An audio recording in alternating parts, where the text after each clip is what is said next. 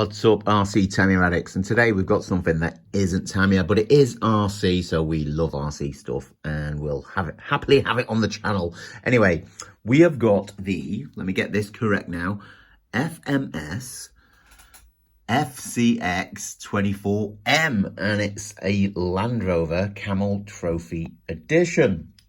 So, I don't know much about the FCX24Ms, but I believe they've been out a while, and I believe this has been out roughly about a year or so, so I'm a little bit late to the party on this, but it has sort of hit my radar. The summer seems to have disappeared, the autumn is upon us, and I wouldn't mind getting out and doing some crawling, and I didn't want to go out and go big, so I thought I'd get a 1/24 scale car. This, as you can see, there's 4 different versions on the box here. So you can get yourself a Range Rover, you can get yourself a Discovery like we've done. You can see the tick there, a Defender 90 and a Defender 110. So just looking at them, the Discovery and the Range Rover, I think they look better than the 2 Defenders because you seem to get more with it, if that makes sense. You get those what they call sand plates to get you out of situations attached to the side. These ones you don't. You've got headlights at the front. The Discovery has that little plaque at the top, the camo plaque. It's got a little black bonnet as well. So to me, that one just seemed a little bit more superior maybe than the other, so that's the one I've gone with.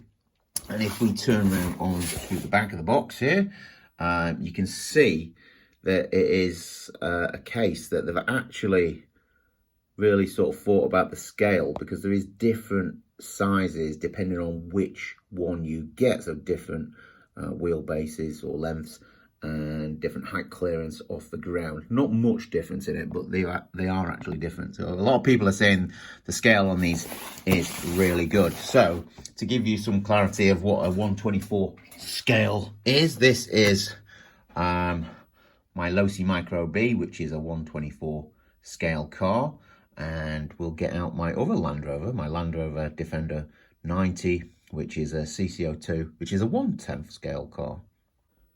So there's my 1/10 scale Land Rover, which I love. And you can see the box for this one is hidden behind it, so we can see how small it is. So I guess let's open the box and find out what you get inside. Okay, so for me, I'm not really a fan of ready-to-runs too much. I mean, they have their place in the RC world. What I do, as you probably guessed by the name of the channel, my preferred brand is Tamiya, but we are always willing to try something else. Alright, so let's move the box out of the way. Straight away, we're getting this polystyrene protected box like that. We've got our manual. Let's have a look in here. We don't have to build anything or put anything together, which is great. We've got some stickers there with flags and number plates and stuff. I guess if you want to stick them on depending on what your nationality is and stuff like that. So we'll have a look whether we need them later as they fly off the table. Instructions. There we go. If you want to dismantle it, I guess there's some instructions there about the body shell. Remember, this is ready to run, so you don't have to build anything. I do believe you do attach a wheel to the back of it though. So you can see, I think they've used just one instruction manual covers all the cars. So if you want to upgrade it, which I know you can, or take it apart, there's some information in there for you. Okay. Let's not dwell on that too much though. Right, let's open this. Wow. Wow, wow, wow. That looks amazing. Let's get out this bit first. And in the bag, you'll have, we've got our USB charger, which I'm not really a fan of them things, but they serve their purpose.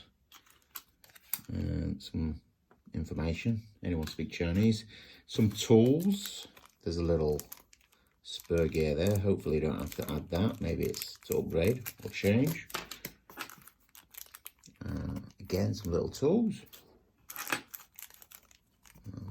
Oh, some little, I don't know the technical word for these, but I think these are that attach from there down to the bumper. I think I see a lot of crawlers with them. And then look at this, one more to add to the collection. To be honest, that is nice and shiny compared to the ones Tamiya give us. But we'll add that to our collection. Never throw them away for some reason. The controller. Small parts in there. We'll have a look at that in a second. So, really small. And I think, yeah, you can easily, or maybe easily control the steering with your thumb and keep your finger on the trigger as well. It's going to take, I believe, AA batteries, I think. If we can get it off, there we go.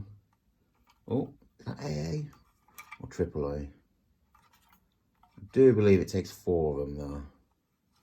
I'll have a look at that later. Flash controller. And then we have our spare wheel for the back, nice and soft. And then we've got those things, the sand plates, I think they're called. That's nice. That is nice. Right, let's get this out. Oh, look at that. Amazing. Let's move this out of the way. I think we'll keep the box, the polystyrene box. And straight away, ooh, look at that. Apparently it's got oil-filled shocks. Just look at that. The detail on that, that's beautiful. I think we might have a, yeah, we have there. Look, we can see the tab. Just pull that off. The covering on the screen.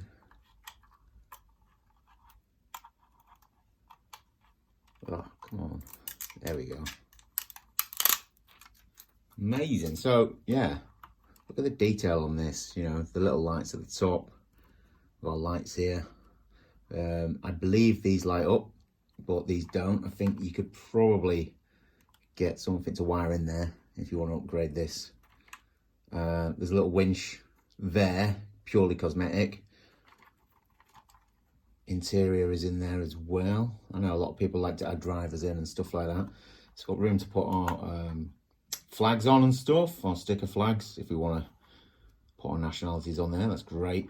The body, nice hard shells, painted. Look at that little spade attached to the top as well. Got something up there, looks like a pickaxe or something. An axe on the back there, that's great. Ladder coming down, that's where we'll put our spare wheel. I believe it is opened with Velcro. He says, gonna rip the finger part. If it is, it's nice and solid. There we go, look at that in the inside. Okay, so I am not the most technical with this sort of stuff, you know, all that is in there, but we can see our, I think it's a 2S LiPo battery, a little motor here. We've got oil-filled shocks. So, yeah. I mean, I don't even know where the on switch is, to be honest. Or do we just plug it in and it goes? This is what I'll have to find out. But yeah, that's what you're getting for your money. So this cost me £119 from Voltage Models in Chichester, which is the home of Crawler World. They do have a crawler track in there as well. So they did say when I bought this, I actually get a free go on the track. So I can go back and have a free go. So to give you an idea of scale, I'm going to place this next to my Defender, my Tamiya Defender, so you can see the two side by side. So there we go. There's the difference in scale from a 1/10th scale Land Rover and a 1/24th scale Land Rover. So what I'm going to do next is I'm just going to sort of figure out how the battery comes out. We'll get it charged up and then we'll get it moving. And during that time, I'll probably put the little cosmetic details on the wheel and those plates and stuff. And we'll try and find out if it is AA batteries to go in the controller. So then, we have got some of the cosmetics on. We've got these side plates on, and these screw in with tiny little screws there. So there's little sort of plastic holes, obviously, that you screw into, just to know, obviously, you're dealing with a 1/24 scale car, so everything's tiny and fiddly. And me, I have a black carpet in this room, so you drop one of them, you're hunting on your hands and knees for it, because they don't give you any spares. So they screw in, and I did put this in the polystyrene box with these on, and it all still fits. So you can keep the polystyrene box, close the lid down, and that fits fine. Then you've got your wheel, which is a hex screw there. So normal Phillips screw there, tiny little screwdriver they give you, and then obviously you'll need to switch to a hex to get that in. Well, that's fine. So the book actually gives you sort of instructions on how to do that, which seems quite obvious.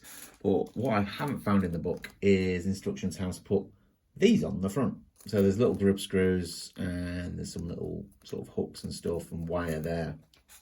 And if you look closely on the body, you might not be able to see it.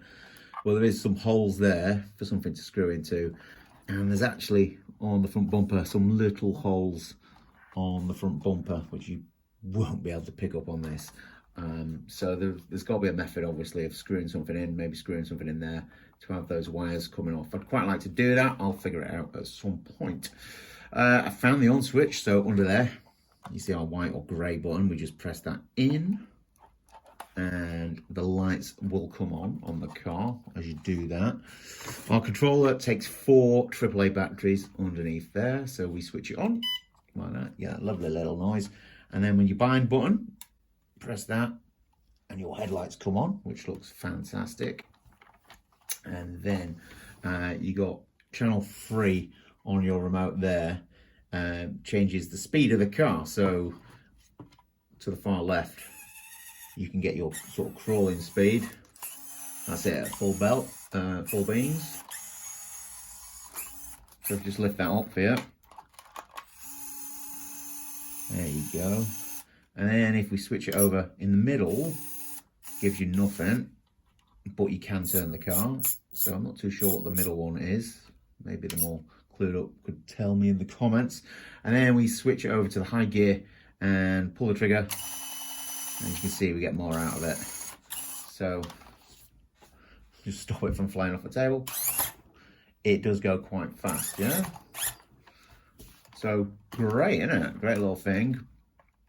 Just to mention, when you put the side plates on, you are losing part of that spade or shovel there, which is a little bit disappointing. I think these are one size fits all. There's different holes and different sort of moulding on the back of them. So they must obviously sort of just mass produce them for each design of car, not individual.